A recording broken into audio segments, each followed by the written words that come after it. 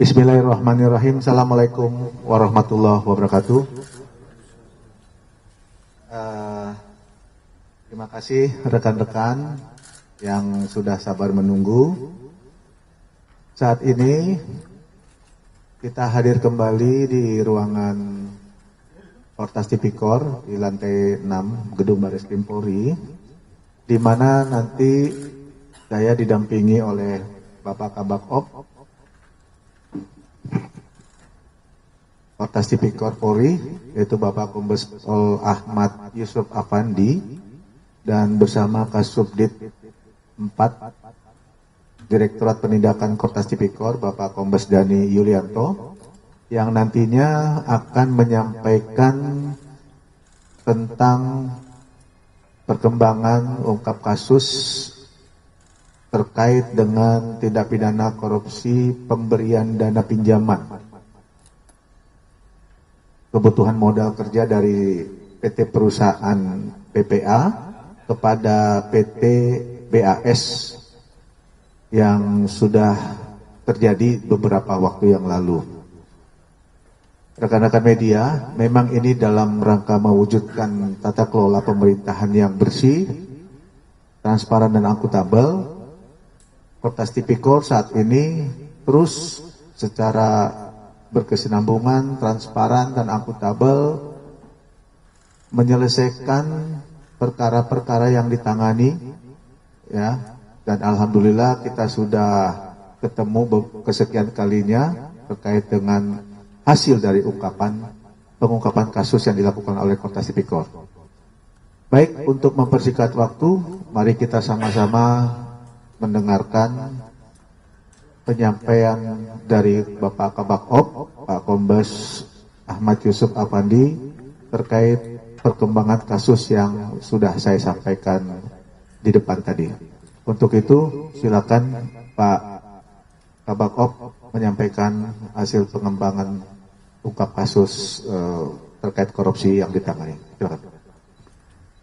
Terima kasih Bapak Kabak Pandu, Biro Penmas Divhumas Polri selaku senior kami.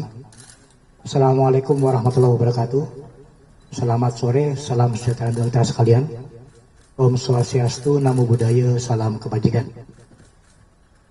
Yang terhormat Bapak Kombes Pol RD, Kabak Penum, kemudian Bapak Dani Yulianto, Kasubdit 4 Ditindak Kortas Tipikor Polri, rekan-rekan penyidik sekalian, serta teman-teman media yang saya cintai dan saya banggakan.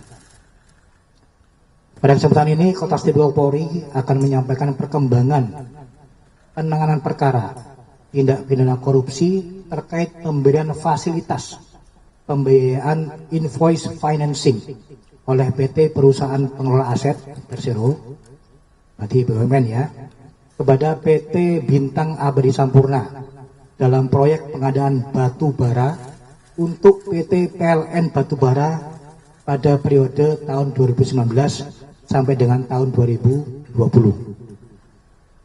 Perkara ini menjadi perhatian serius karena menyangkut pengelolaan dana perusahaan milik negara yang seharusnya digunakan secara profesional, akuntabel, dan berorientasi pada kepentingan publik.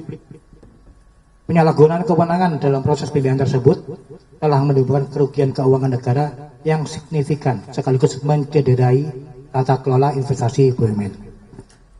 Saudara-saudara sekalian, setelah melalui rangkaian proses penyidikan yang komprehensif serta koordinasi intensif dengan jaksa penuntut umum, berkas perkara terkait perkara ini telah dinyatakan lengkap atau P21, sehingga penyidik telah melakukan penahanan terhadap tersangka sebagai bagian dari proses penegakan hukum sebelum pelimpahan tahap 2 kepada kejaksaan. Dalam perkara ini, Kortas Tipikor Polri, para penyidik telah melakukan penahanan terhadap 2 orang tersangka, yaitu yang pertama Saudara IT selaku Investment Manager PT Perusahaan Pengelola Aset Persero, dan yang kedua adalah Saudara FSN selaku Kepala Divisi Operasional PT Bintang Abadi Sampurna. Sementara itu, untuk tersangka FH selaku Direktur PT Bintang Abadi Sampurna saat ini telah berstatus sebagai narapidana dalam perkara lain dan sedang menjalani pidana di Lapas Salemba. Rekan-rekan media yang saya cintai dan saya banggakan, dari hasil penyidikan diperoleh fakta bahwa fasilitas pembiayaan senilai 50 miliar diberikan kepada PT BAS Bintang Abadi Sampurna melalui skema invoice financing. Namun dalam pelaksanaannya dana akhirnya dicarikan mencapai sekitar 67,31 miliar rupiah melalui 8 kali pencairan. Penyidik menemukan adanya serangkaian penyimpangan mendasar antara lain. Pertama, proses due diligence dan analisis risiko tidak dijalankan sebagaimana mestinya. Rekomendasi untuk melaksanakan verifikasi langsung kepada PT PLN Batubara tidak dilaksanakan, padahal hal tersebut merupakan prosedur wajib sesuai SOP internal PT PPA. Kemudian kedua, dokumen invoice dan dokumen pendukung tidak diverifikasi keabsahannya, namun tetap dinyatakan telah memenuhi persyaratan sehingga menjadi dasar pencairan dana. Yang ketiga, pengawasan terhadap mekanisme cash collateral diabaikan, sehingga pencairan tetap dilakukan meskipun persyaratan jaminan tidak terpenuhi. Kemudian keempat, pada pencairan tahap akhir diduga dilakukan rekayasa rekening koran atau bank statement agar seolah-olah saldo rekening jaminan masih mencukupi, padahal kenyataannya tidak. Dokumen yang diduga dipalsukan tersebut kemudian digunakan sebagai dasar pencairan dana berikutnya. Dengan kata lain, perkara ini bukan semata-mata kesalahan administratif, melainkan merupakan rangkaian tindakan yang diduga dilakukan secara sadar, terstruktur, sengaja, dan saling berkaitan, sehingga mengakibatkan dana negara dicarikan tanpa dasar yang sah. Saudara-saudara sekalian, berdasarkan laporan hasil pemeriksaan investigatif kerugian keuangan negara oleh BPK RI, perbuatan para tersangka telah mengakibatkan kerugian keuangan negara sebesar 38,9 miliar rupiah. Nilai tersebut merupakan kerugian nyata yang timbul akibat penyimpangan dalam proses pembiayaan dimaksud.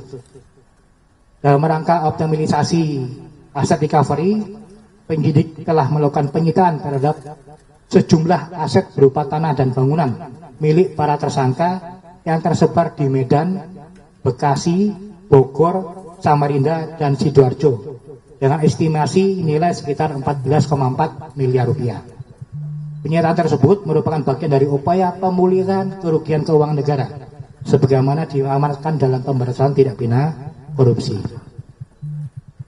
Rekan-rekan media sekalian, penanganan perkara ini menunjukkan bahwa penyimpangan dalam pembiayaan investasi BUMN tidak hanya berdampak pada kerugian keuangan negara, tapi juga berpotensi mengganggu tata kelola pembiayaan sektor strategis nasional, termasuk sektor energi.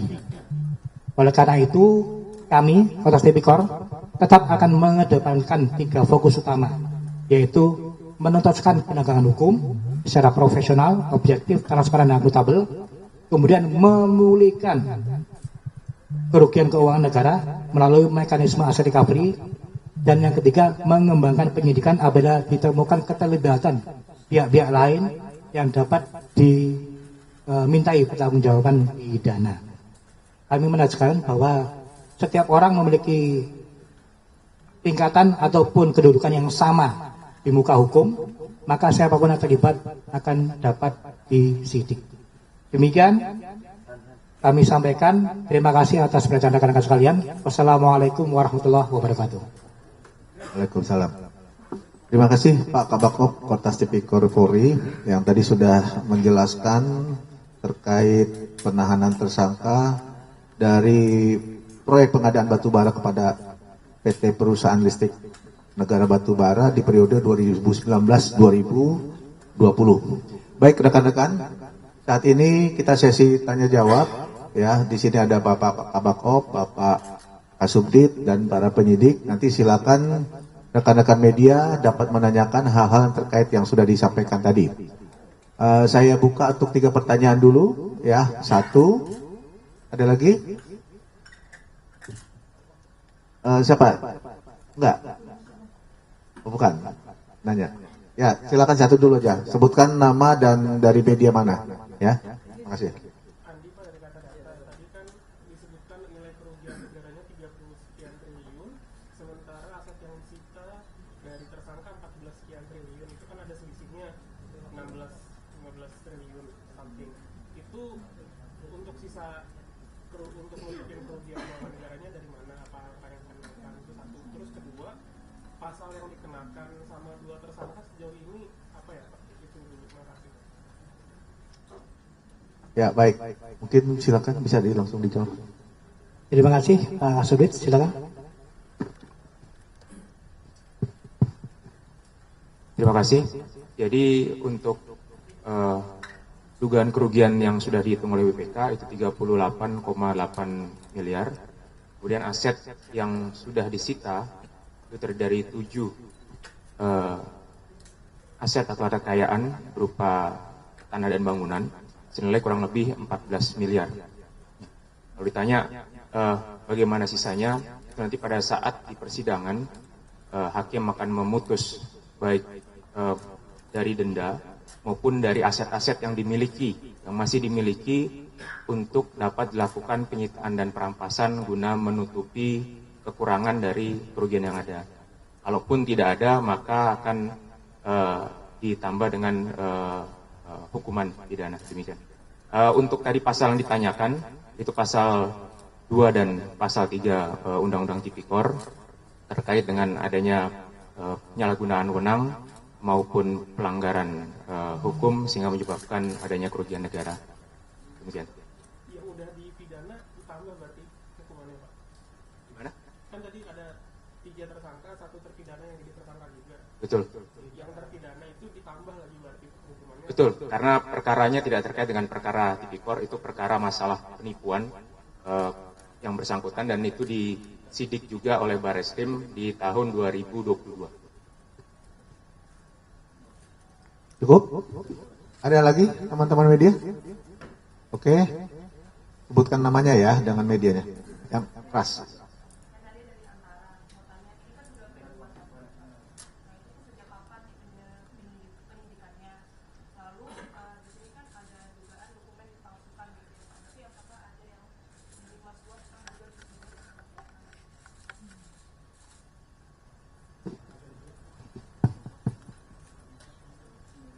Untuk penyidikan kami sudah lakukan sejak tahun 2024 dan kemudian keterangan P21-nya dari Kejaksaan itu di awal 2026 dan kemudian untuk tadi yang ditanyakan terkait dengan dokumen yang dipalsukan, apakah ada menerima keuntungan, betul dari hasil penyidikan bahwa ada sebagian uang yang diterima oleh PT BAS ini kemudian digunakan untuk kepentingan pribadi sehingga yang penyidik lakukan adalah melakukan penyitaan terhadap aset yang diduga dibeli dengan uang yang tadi didapatkan dari hasil korupsi.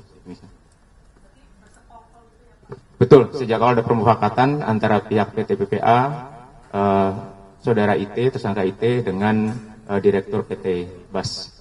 Salah satunya dalam hal manipulasi laporan keuangan. Ada lagi teman-teman? Ya, silakan. Ini ada kaitannya sama batu bara yang di backup itu Pak?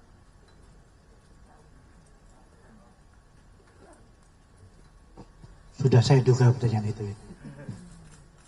Jadi ini tidak ada kaitannya. Ini terkait dengan tindak pidana korupsi terkait pemberian fasilitas pembiayaan dari PT PPA kepada PT BAS untuk pengadaan batubara kepada PT PLN Batubara di tahun 2019-2020. Jadi tidak ada kaitannya. Baik.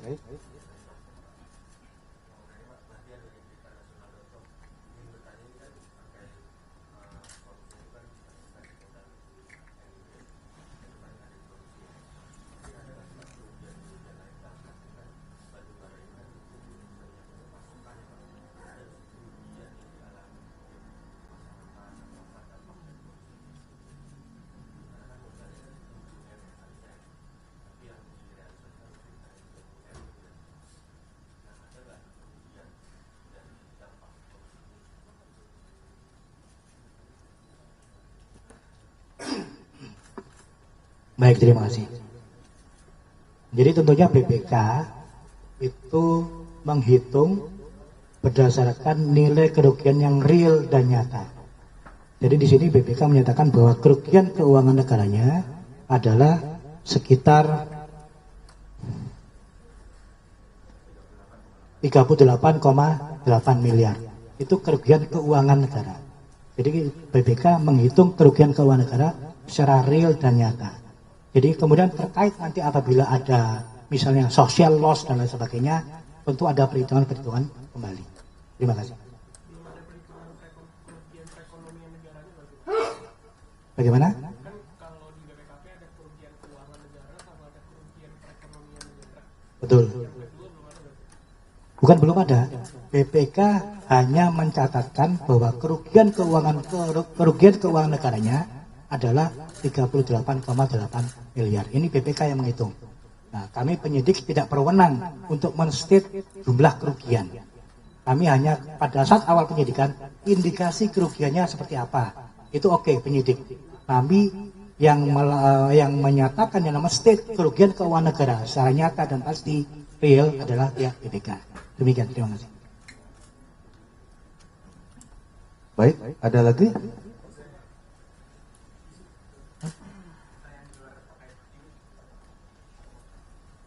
Mungkin kalau bisa di masalah ini dulu ya. Ya, yang lain yang terkait dengan kasus ini, silakan.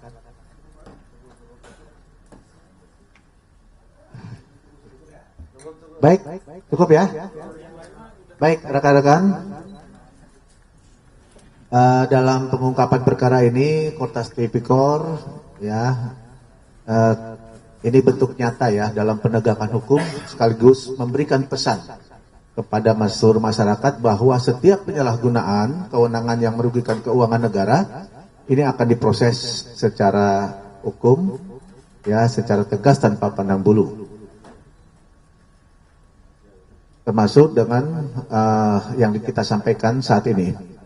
Untuk Pak Kabak Op, Pak Kasubdit, kemudian para rekan-rekan penyidik, terima kasih atas kehadirannya dalam rangka menyampaikan rilis ungkap kasus ini. Dan teman-teman media, terima kasih juga atas kehadirannya. Ya, sebelum saya akhiri, mungkin sekali lagi, apakah ada yang mau ditanyakan terkait kasus yang ditangani saat ini? Kalau memang tidak ada, sekali lagi saya ucapkan terima kasih atas kehadirannya dan saya akhiri. Billahi taufik wal hidayah. Wassalamualaikum warahmatullahi wabarakatuh.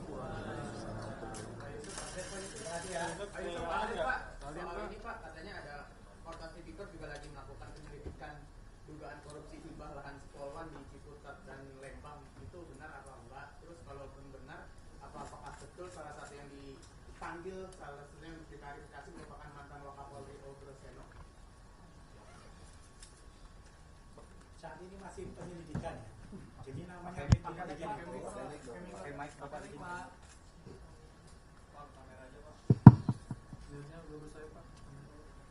saat ini masih penyelidikan. Jadi yang namanya penyelidikan sesuai KUHP adalah menentukan ada tidaknya tidak pidana atau tidak, kan gitu. Jadi sabar saja, nanti akan kita rilis apabila benar atau tidak pidana. Oke? Tidak ada sama sekali.